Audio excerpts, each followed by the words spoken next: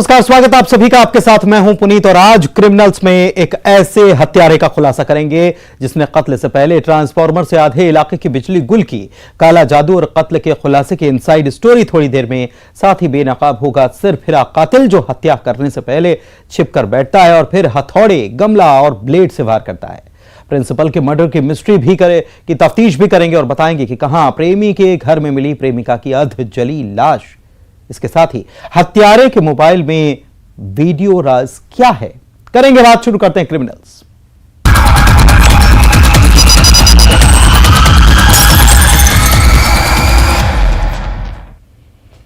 तो एक ऐसा हत्यारा जो महिला के कत्ल से पहले बिजली के ट्रांसफार्मर से आधे इलाके की बत्ती गुल करता है जिससे कि अंधेरा छा जाए और फिर वो इस अंधेरे का फायदा उठाकर महिला के घर जाता है, उसकी हत्या कर देता है। देखिए सनसनीखेज खुलासा, काला जादू और कत्ल, वहम में वारदात।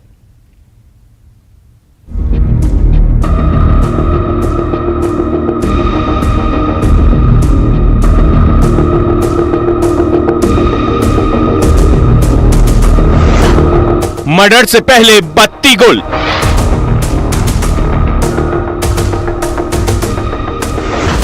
इलाके में अंधेरा, कातिल ने डाला डेरा।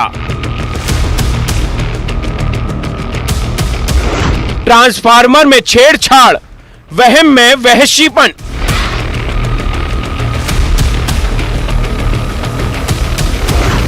साये में कैद हत्यारों का सुराग।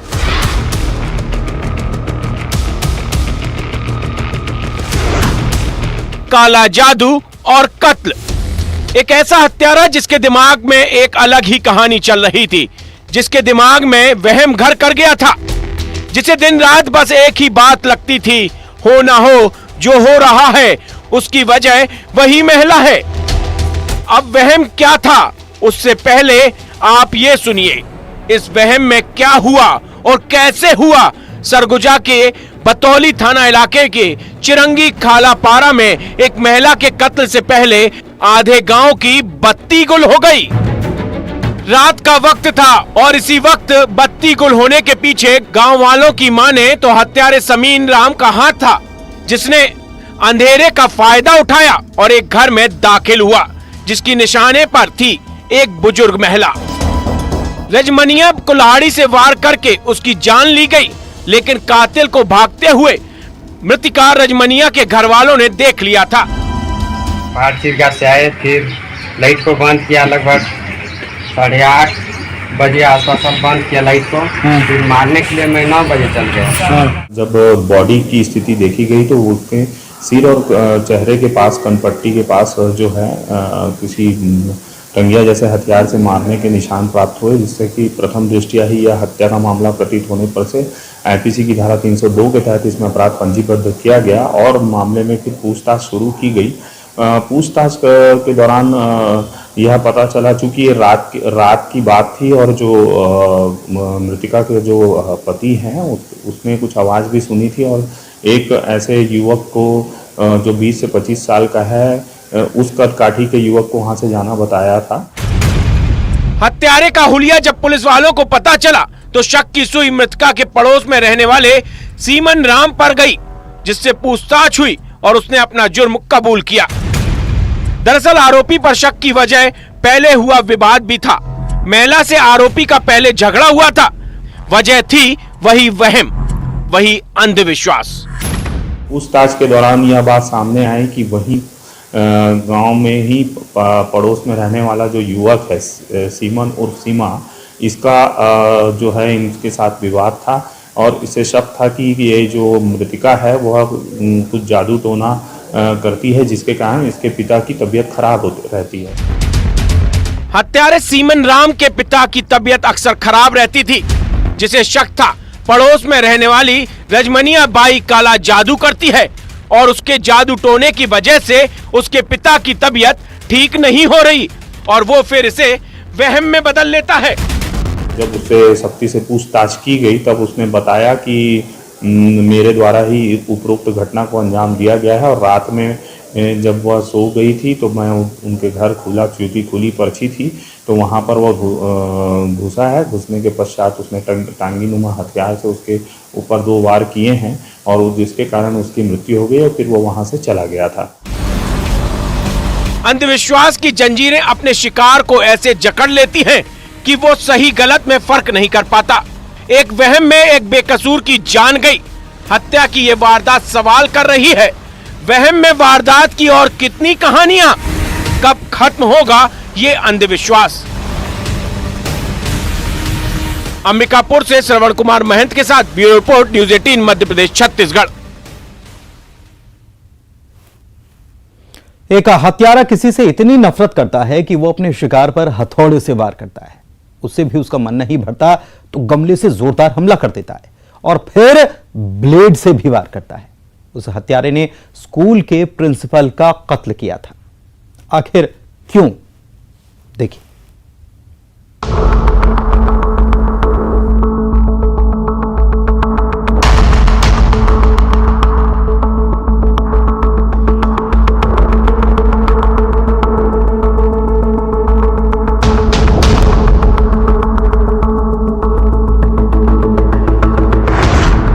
हैवानियत जो थर्रा दे।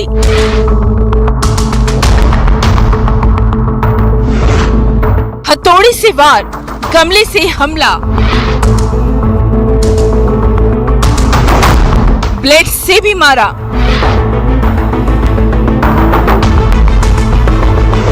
प्रिंसिपल का मर्डर, हत्यारे का सरेंडर।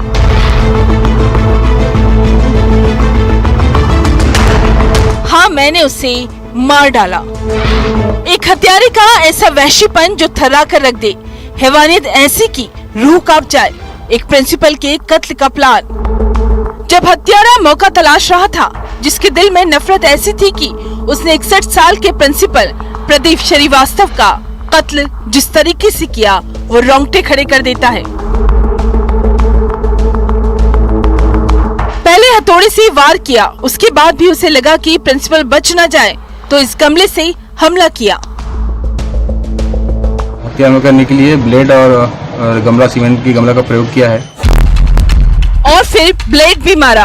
आखिर इस हैवानियत के पीछे की वजह क्या है?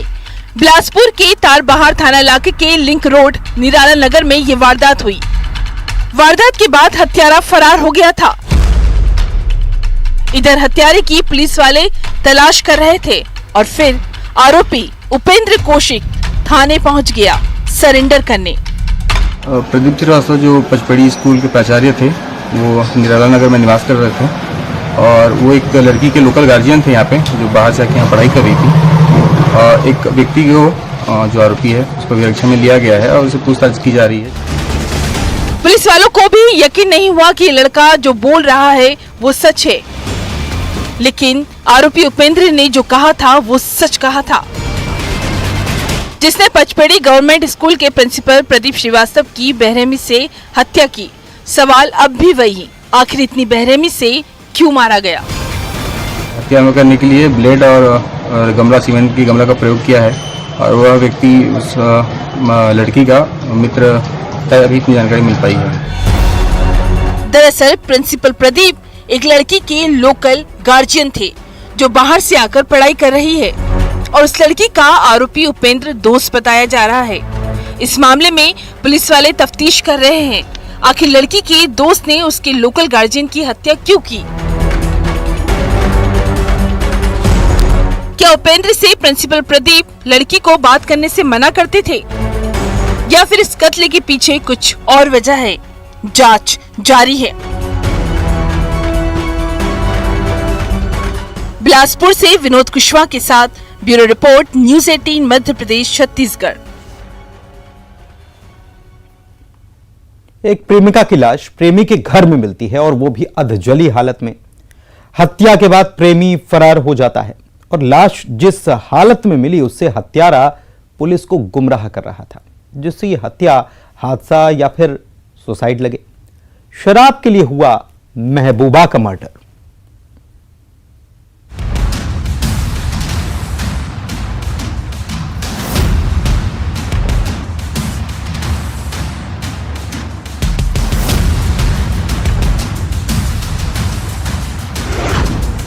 प्रेमी के घर में प्रेमिका की लाश, तकिए से महबूबा का मर्डर,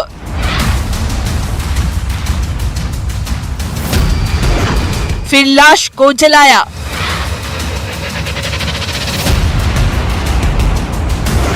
राज फिर भी छुप न पाया। जंगल में छुपा कातिल।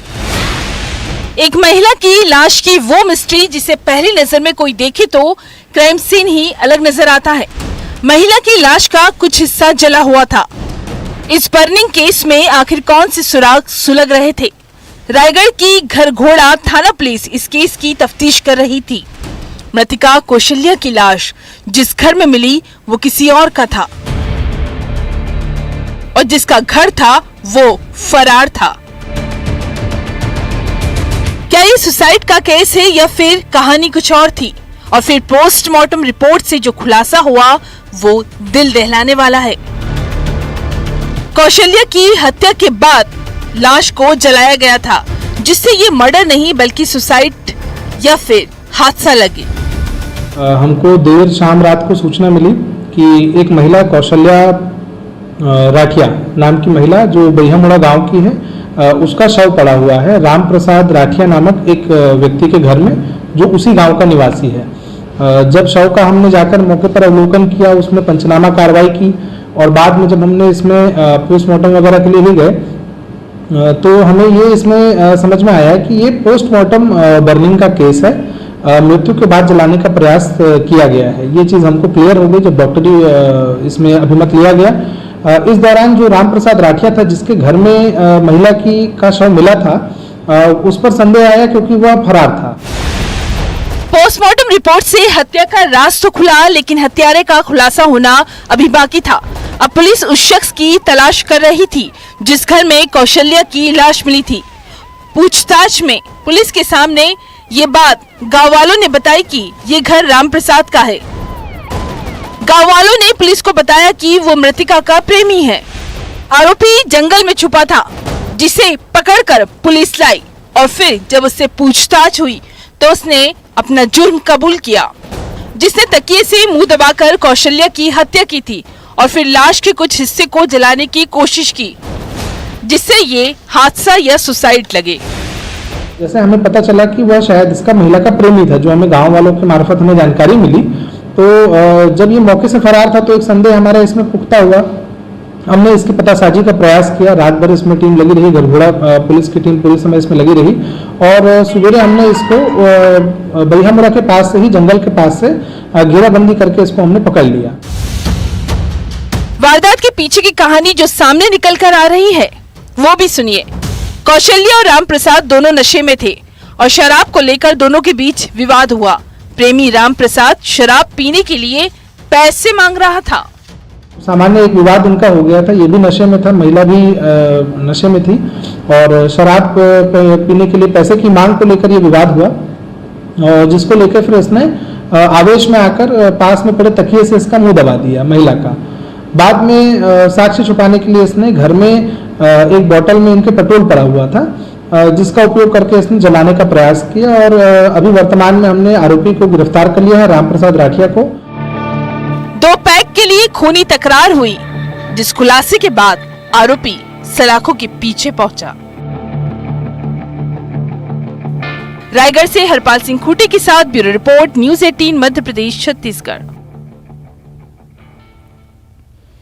वो बेखौफ हत्यारे जो एक युवक की गोली मारकर बेरहमी से हत्या करते हैं और फिर उन आरोपियों की सोशल मीडिया पर 302 यानी कि मर्डर का किंग के नाम से तस्वीर पोस्ट होती है। पुलिस को सीधे आरोपियों ने चुनौती दी थी। अब यही आरोपी सलाखों के पीछे पहुंच गए हैं। एक आरोपी के मोबाइल से एक वीडियो भी मिला है। क्या इस वीडियो का कनेक्शन वारदात से भी है? इसकी जांच चल रही है।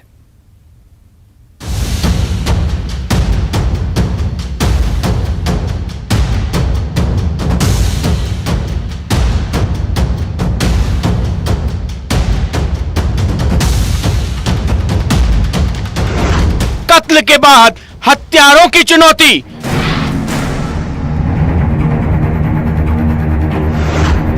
सोशल मीडिया पर तस्वीरें पोस्ट। 302 का किंग सलाखों में कातिल।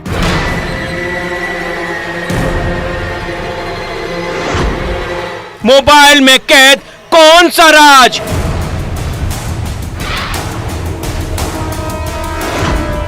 कट्टे से कत्ल का कनेक्शन। हत्या के बाद सोशल मीडिया पर पोस्ट हुई आरोपियों की यह तस्वीर जो पुलिस वालों को सीधे चुनौती दे रही थी। जिन तस्वीरों पर लिखा गया था 302 का किंग। डबरा हत्याकांड में पुलिस बेखौफ बदमाशों को पकड़ने के लिए छापेमारी कर रही थी।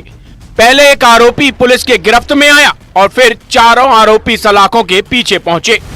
इन आरोपियों के मोबाइल से एक और राज बाहर आया, जिसमें आरोपी शिवम जोशी के मोबाइल में एक वीडियो मिला जिसमें कांग्रेस पार्षद का भाई कट्टा हाथ में लिए दिख रहा है। अब इस कट्टे का क्या डबरा में प्रशांत बघेल के मर्डर से कोई कनेक्शन है, इसकी जांच जारी है। एक ये बात आई है कुछ जो आरोपियों से पूछताछ और उसमें, तो उसकी हम तस्दीक कर रहे हैं और यदि इन्वॉल्वमेंट होगा तो 100% उनको भी हम आरोपी बनाएंगे। तो फिर से पूरी वारदात आपको बताते हैं। जब 14 दिसंबर की रात को डबरा के जवाहर कॉलोनी में 24 साल के प्रशांत बघेल की उसके घर से कुछ ही दूरी पर बाइक सवार बदमाशों ने गोली मारकर हत्या कर दी थी। जिस वारदात में एक राहगीर भी घायल हुआ था।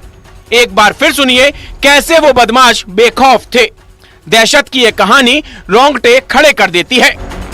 वो विक्की के चला लिया पेट्रोल पंप ना, फिर सामने भैया पे गोली वगैरह चलाई गई है और मैं साइड से खड़ा हुआ, मेरे में गोली गई है। किसने चलाई है? बिल्लू सरदार और सत्तार थे और 4 अग्रवाल थे। क्या विवाद था? कौन सा विवाद? 4 लोग थे और साथ। पुलिस इस केस की तहकीकात कर रही थी, जिसमें नामजद आरोपियों जसपाल सरदार, सत्ता शाह, शिवम जोशी, मोहित यादव, धर्मेंद्र करण पर केस दर्ज किया था, जिसमें से एक आरोपी हत्याकांड के दिन ही गिरफ्तार कर लिया गया था। अब 4 आरोपी पकड़े गए हैं। चुनावी रंजिश और फोन पर गाली गलौज को लेकर ये वारदात हुई थी। ये डबरा में जो एक युवक की हत्या हुई थी, इसमें 5 आरोपी नामजद थे, जिसमें से एक घटना दिनांक को ही पकड़ा गया था और अन्य 4 को अगले दिन पकड़ा गया है और हत्या में प्रयुक्त जो हथियार थे वो भी इनसे बरामद कर लिए गए हैं। पकड़े गए आरोपियों से हथियार भी बरामद किए हैं। अब सवाल ये है कि आरोपी के मोबाइल से जो वीडियो मिला है, क्या उस कट्टे का कनेक्शन कत्ल से है? क्या कांग्रेस पार्षद के भाई का हाथ इस वारदात में है? ऐसे कई सवाल हैं जिसकी तफ्तीश जारी है।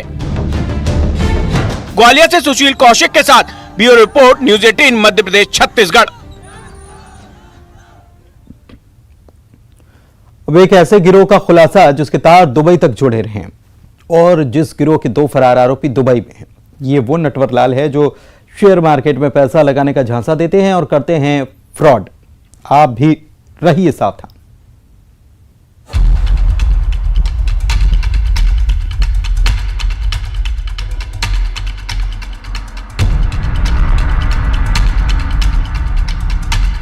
ये वो नटवर लाल है जो कॉल लगाकर अपने शिकार को फंसाते हैं, जिनका कनेक्शन दुबई तक जुड़ा रहा है। सागर में फरियादी को 31 अक्टूबर को कॉल आया। शेयर मार्केट की कंपनी में खाता खोलने के लिए कुछ फीस ली गई, 8,000 रुपए।